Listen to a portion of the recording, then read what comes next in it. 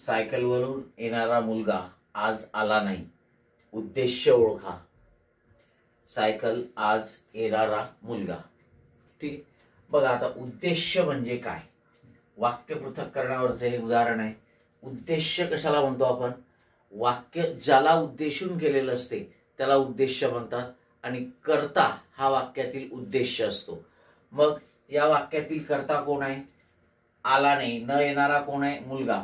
मुलगा हा कर्ता आहे आणि म्हणून मुलगा हे काय येणार? आपलं उत्तर येणार. हा वाक्यातील उद्देश्य असेल. ठीक आहे. मग 4 नंबरचा पर्याय आपलं उत्तर आहे. आता आपण या संपूर्ण वाक्याचंच पृथक्करण करणार आहे. ठीक आहे. या वाक्यातील उद्देश्य आहे मुलगा, कर्ता आहे. त्याच्यानंतर मुलाबद्दल विशेष माहिती सांगणारे आहेत सायकलवरून येणारा, आणि म्हणून सायकलवरून येणारा हे जे 2 शब्द आहेत हे आहेत उद्देश्य विस्तार. हे काय आहेत? उद्देश्य विस्तार. यांना काय म्हणणार आपण? उद्देश्य विस्तार. ठीक आहे. उद्देशाबद्दल विशेष माहिती सांगणारे, अधिक माहिती सांगणारे. ठीक आहे. कर्त्याशी संबंधित शब्द उद्देश्य विस्तार. झालं. आला नाही हे संयुक्त क्रियापद आहे, याला म्हणणार आपण विधेय. याला काय म्हणणार आपण? विधेय.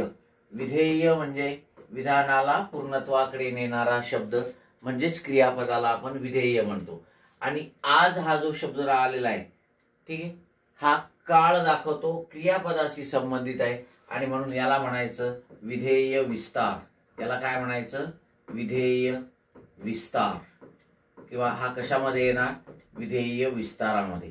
अशा प्रकारे या संपूर्ण वाक्याचं आपण पृथक्करण केलेलं आहे. मुलगा कर्ता आहे, उद्देश्य. ठीक आहे. सायकलवरून येणारा मुलगा, उद्देश्य विस्तार. आला नाही विधेय म्हणजे क्रियापद आहे आणि क्रियापदाबद्दल विशेष माहिती सांगणारे शब्द म्हणजेच क्रियाविशेषण अव्यय यांचा समावेश विधेय विस्तारामध्ये होत असतो. ओके. यस.